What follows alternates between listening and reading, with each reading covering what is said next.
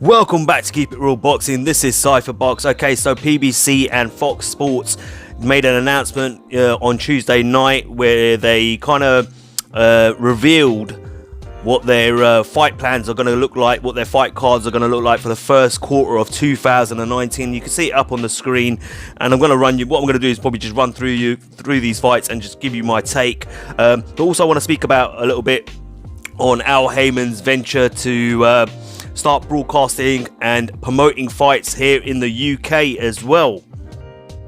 Okay, so let's look at the first fight in January. We've got Jose Uzcategui versus Caleb Plant.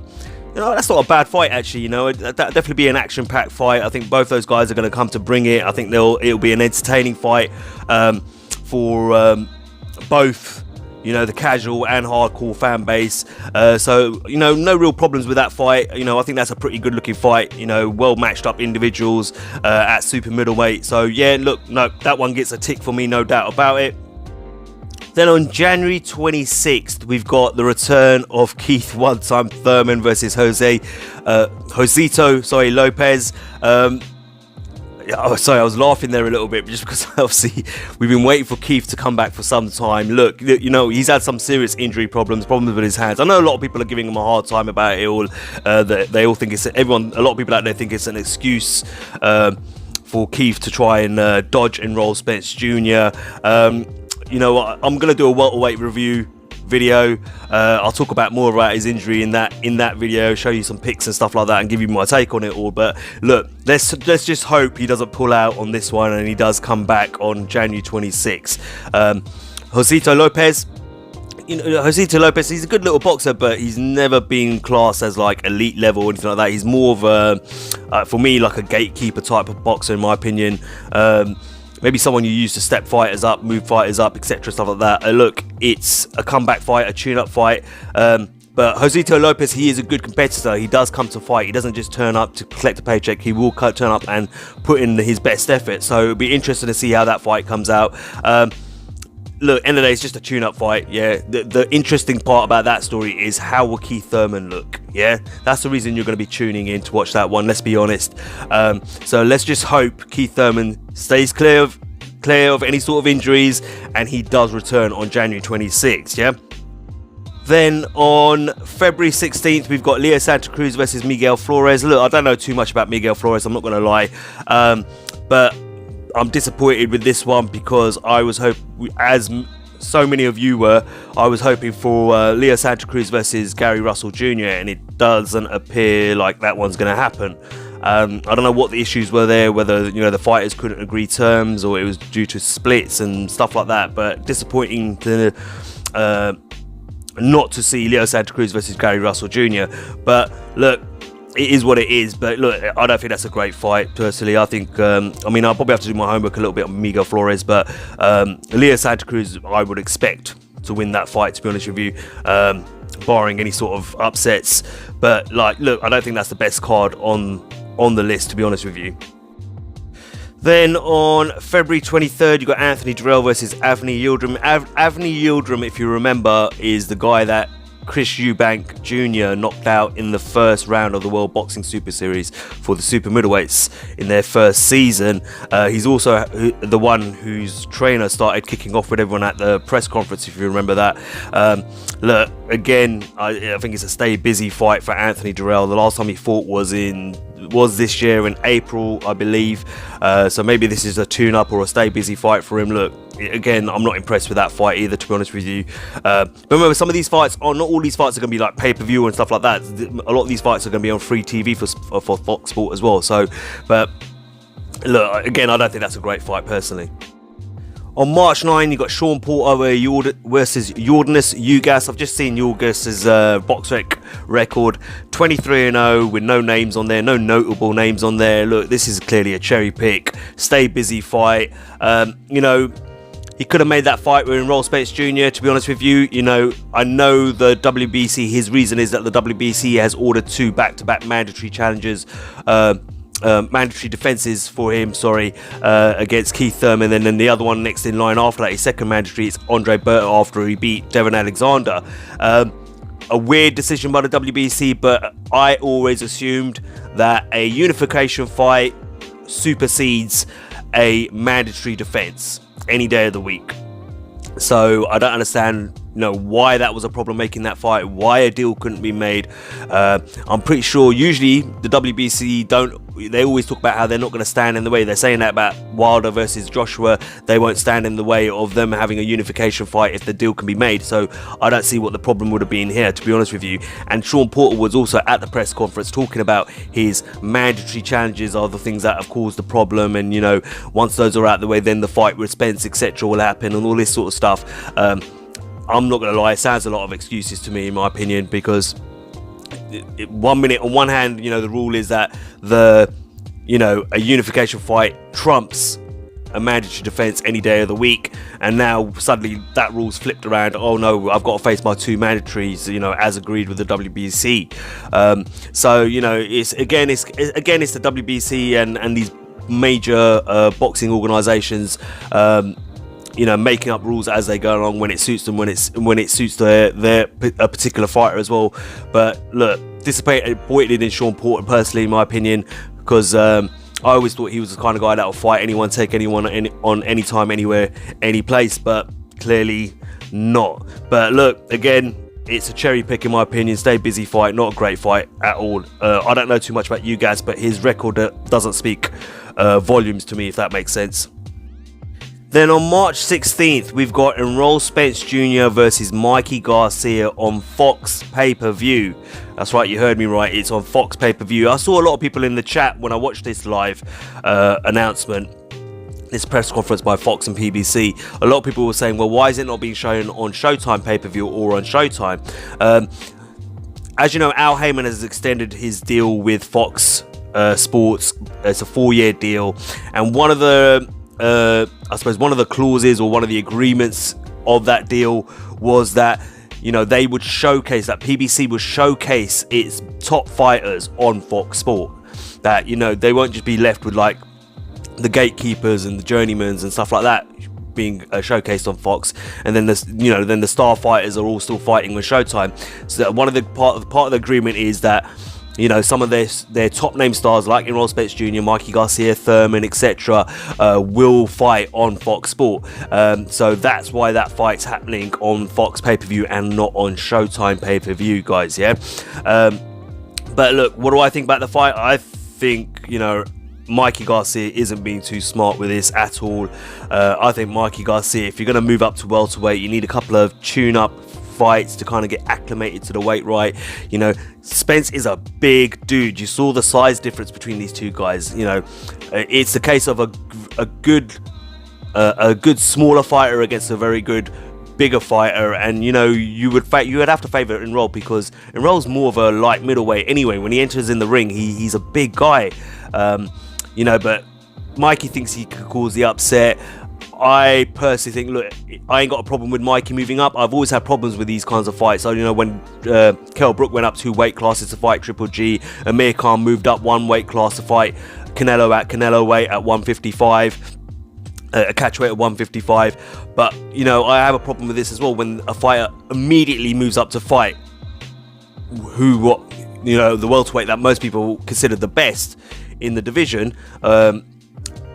I just think, he should have had at least 1 fight at welterweight and then took on Errol Spence Jr. But look, he's saying he's daring to be great and all that other stuff that you get going on nowadays. That seems to be the new phrase in boxing. If you notice, I'm daring to be great.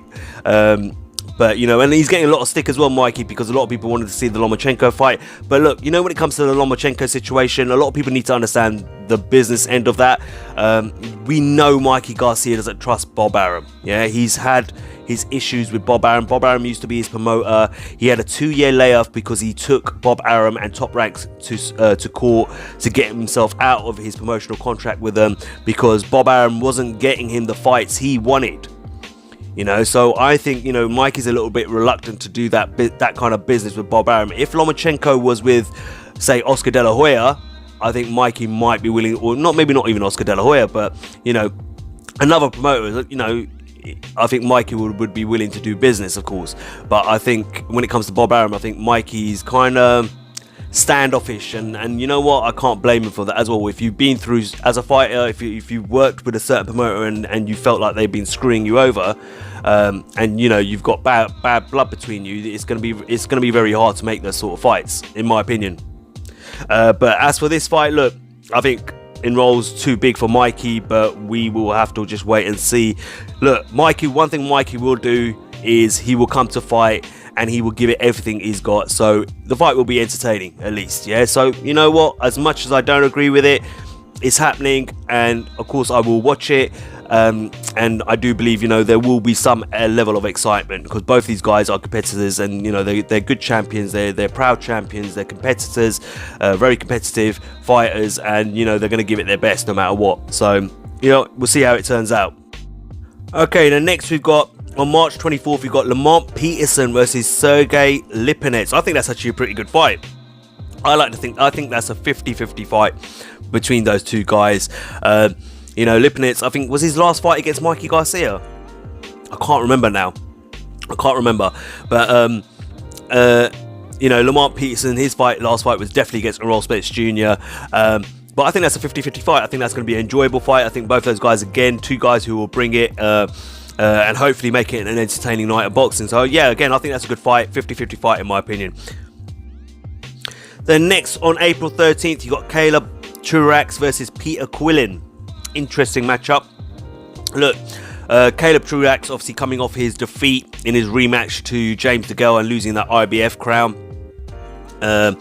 And that was at super middleweight. So is this being fought at middleweight? It must be, because Peter Quillin was at middleweight, wasn't he? I don't know. I can't remember how they announced it. But I don't know if that's Peter Quillin moving up to super middleweight. Yeah, I don't remember whether they said that or not. But look, Caleb Truax. Look, I felt Caleb Truax in the first fight against James Degale, he definitely won the fight. I felt he won the rematch 2-2 rounds. I think personally the judges got the decision wrong. You know, James Degale was really lucky to get away with that, in my opinion, because I think Truax did just enough to win that rematch as well. And then obviously James Degale vacated the title. Peter Quillin, you know, I don't know how serious I could take Peter Quillin. When's the last time he fought?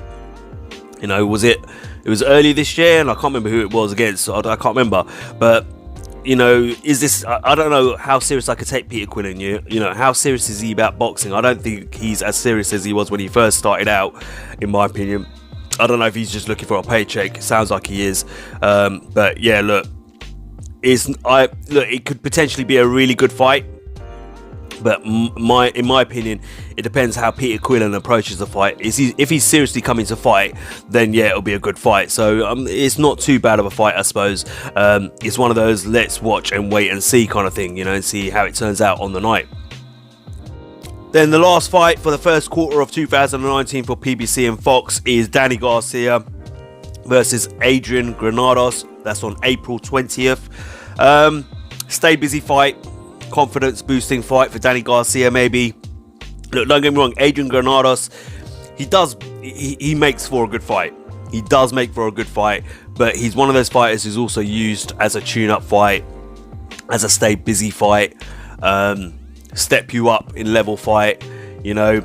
But then the guy never really gets ample time to train for his fights either. He's always lastminute.com, he gets told, from what I understand. So, you know, maybe he'll get enough time here to prep for Danny Garcia properly. As for Danny Garcia, you know, look, he lost to Thurman, you know, the other year. He's lost to Shawn Porter as well now recently. He's just looking to stay busy. So yeah, in a way you could say it's a cherry pick. I hate using that term because with Danny Garcia, because obviously Danny Garcia is always associated with cherry picking right nowadays by people.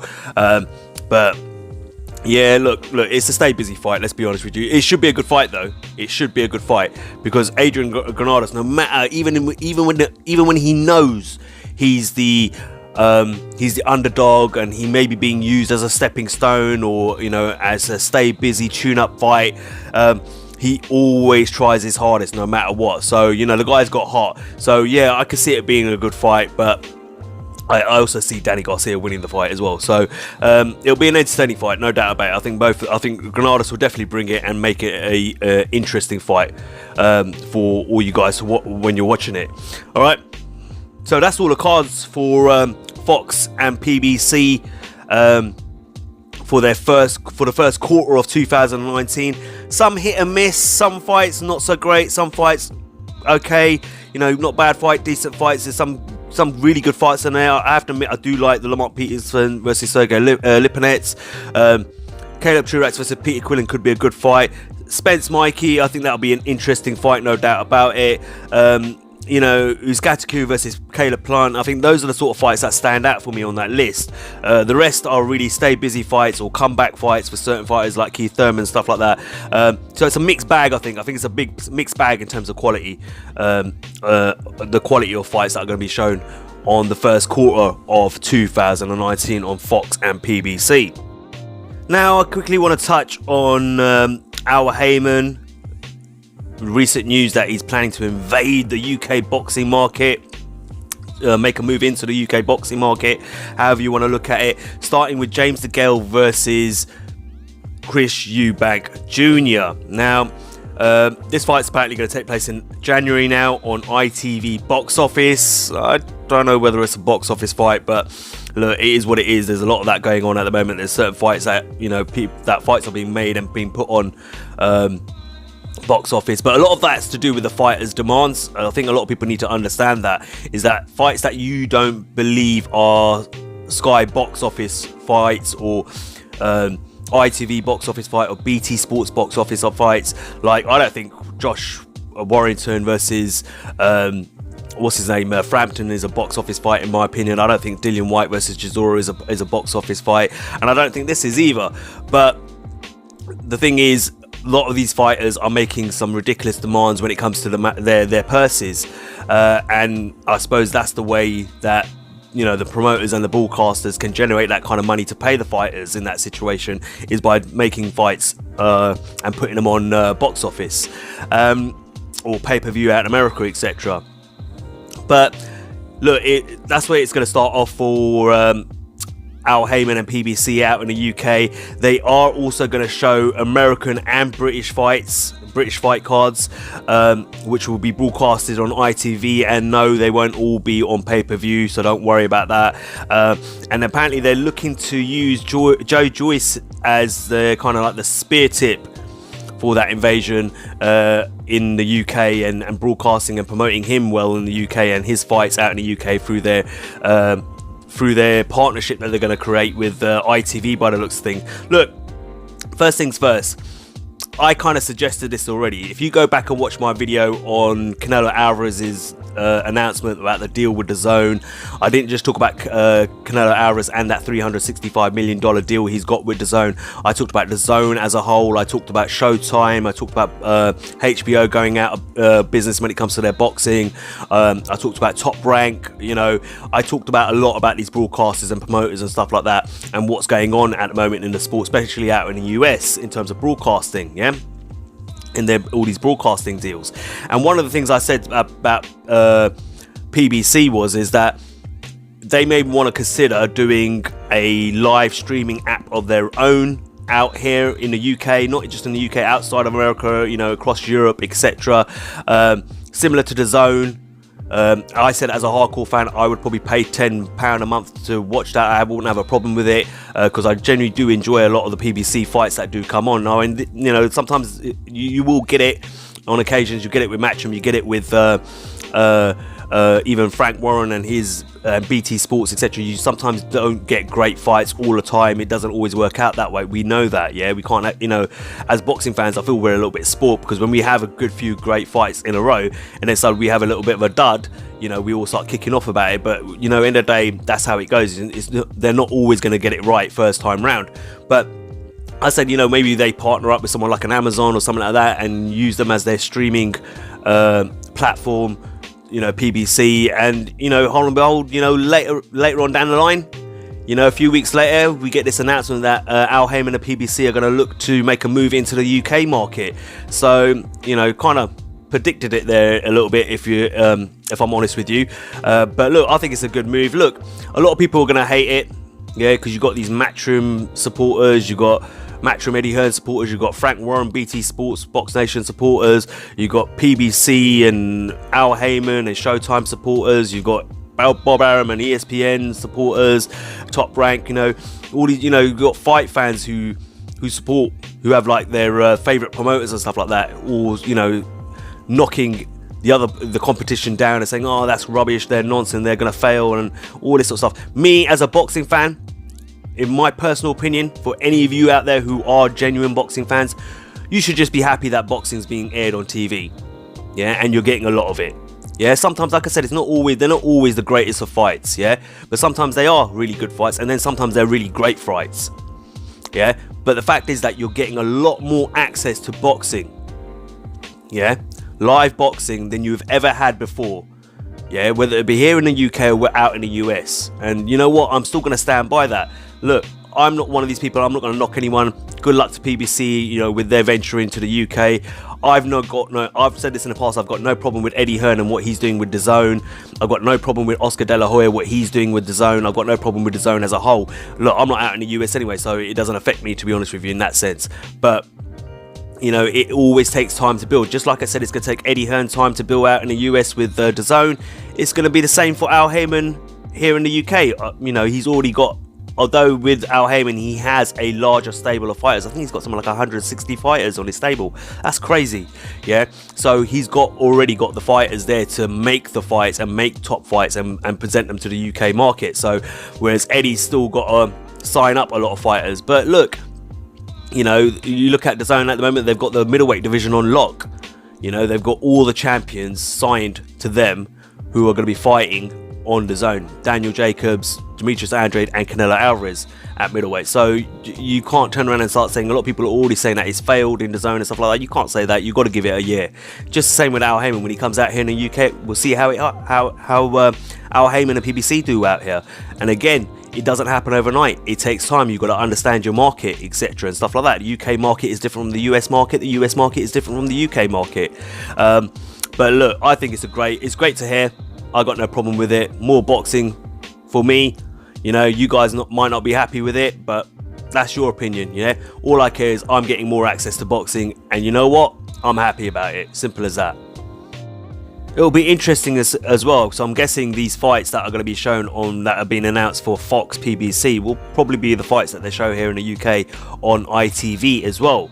So, you know, I mean, whatever was announced on Fox for Fox is probably going to be what's going to be shown here in the UK from PBC as well. So, I have to wait and see to kind of see if that's the way it's going to work out, because they did say they're going to put British fighters on as well. So, I'm interested to see whether, you know, PBC and Al Haymon sign up any British fighters. You know, Frank Warren, you know, yesterday I did a video where Frank Warren, you know, he may have a bit of a problem with the tax man and could end up filing for bankruptcy. You know, is that an opportunity for PBC to get in there and sign up some of his fighters? I don't know. But look, it's definitely interesting, and I look forward to seeing how it unfolds.